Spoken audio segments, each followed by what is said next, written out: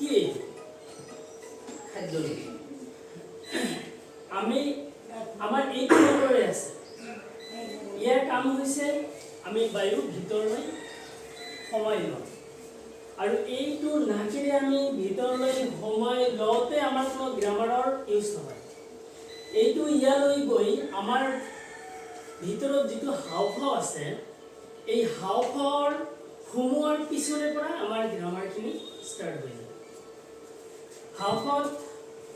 যেতিয়া বায়ুখিনি এৰি দিব ইয়াতে দি ওলাই আহি আমাৰ এই মুখৰ ভিতৰত যিমানবোৰ পাৰ্টছ আছে এই পাৰ্টছ বিলাকৰ লগত বিভিন্ন ঠাইত খুন্দা খাই আৰু খুন্দা নাখাই যি ধৰণৰ সাউণ্ড উৎপত্তি হ'ব সেইবোৰেই হ'ব ধ্বনি আকৌ এবাৰ কৈ আছো আমাৰ হাওঁফাওঁৰ পৰা বায়ুবিলাক ওপৰলৈ ওলাই আহোঁতে মুখৰ ভিতৰত যিবিলাক পাৰ্টছ আছে অংগ প্ৰত্যংগ আছে সেই অংগ প্ৰত্যংগৰ লগত ঢিসুম ঢিসুম খাই মানে গুটা গুটি খাই যিটো সাউণ্ড হ'ব সেই সাউণ্ডটোই হৈছে ধ্বনি এতিয়া ধ্বনি বিভিন্ন ধৰণৰ হ'ব পাৰে আপোনালোকে সিং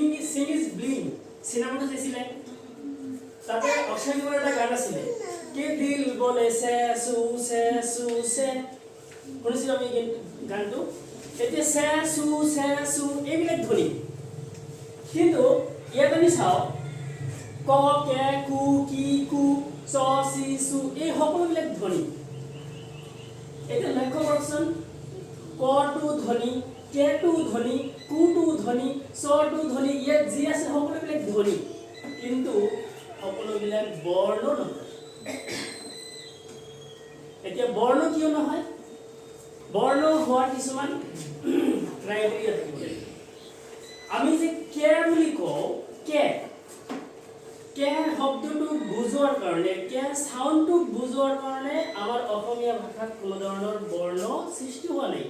সেইকাৰণে কেটো কোনো বৰ্ণ নহয় কিন্তু ক শব্দটো আমি মুখেৰে উচ্চাৰণ কৰিছোঁ এই উচ্চাৰণ কৰা শব্দটোক লিখাৰ কাৰণে আমি যিটো চিন ব্যৱহাৰ কৰিছোঁ এইটো হৈছে সেই বৰ্ণ তো ইয়াত ৰঙা ৰঙৰ যিখিনি আছে এইকেইটা বৰ্ণ হয় কিন্তু বাকীবিলাক বৰ্ণ নহয় কিন্তু কৰ পৰা আৰম্ভ কৰি এইখিনিলৈকে গোটেইকেইটা ধ্বনি এতিয়া আপোনালোকে সকলোৱে নিজে নিজে যিকোনো ধৰণৰ ধ্বনি এটা শব্দ এটা উচ্চাৰণ কৰকচোন যাৰ যি ইচ্ছা এই যে আমাৰ মেমে কৰিলে এইটো ধ্বনি এইকাৰণেই কৰিছে এইটো ধ্বনি আমি হাঁহিলো এইটো ধ্বনি আমাৰ গৰু ছাগলীৰ যিবিলাক মাত এইবিলাক ধ্বনি কিন্তু গৰু ছাগলীৰ মাতক আমি ধ্বনিলৈ ৰূপান্তৰিত কৰিব নোৱাৰিম কাৰণ গৰুৱে ছাগলী এইটো কৰিব এতিয়া এইটো আমি লিখিত ৰূপ দিব নোৱাৰিম কিন্তু এইটো শব্দ হৈছে সেইকাৰণে এইটো ধ্বনি হ'ব কি যিয়ে নহওক আমি ধ্বনিৰ প্ৰকাৰ ভেদ লৈ যদি আলোচনা কৰোঁ ধ্বনি প্ৰধানত দুই প্ৰকাৰ স্বৰত ধ্বনি আৰু ব্যঞ্জন ধ্বনি স্বৰত ধ্বনিবিলাক হাওঁফাওঁৰ পৰা বায়ু ওপৰলৈ ওলাই আহোঁতে মুখত কোনো ধৰণৰ এক্সিডেণ্ট নহয় কোনো ধৰণৰ বাধা নাপায় কিন্তু ব্যঞ্জন ধ্বনিবিলাক মুখত বাধা পায়